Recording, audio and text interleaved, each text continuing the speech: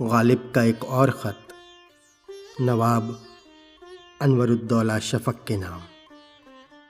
پیر و مرشد، ایک نوازش نامہ آیا اور دست نبو کے پہنچنے کا مژدہ پایا۔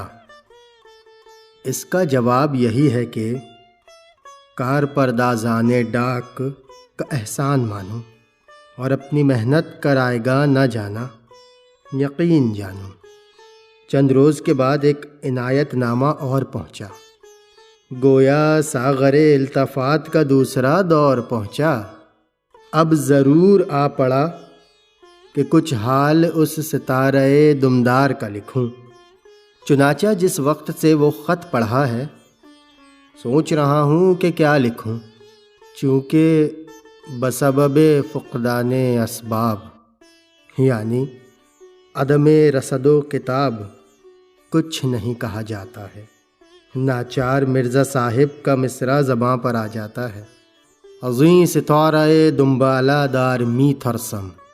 یہ مطلع ہے اور پہلا مصرع یہ ہے، زقالۂ گوشۂ ابروئے یارمی تھرسم۔ کیا آپ مجھ کو بے ہنری اور بے خبری میں صاحب کمال نہیں جانتے، اور اس عبارت فارسی کو میرا مصداق حال نہیں جانتے؟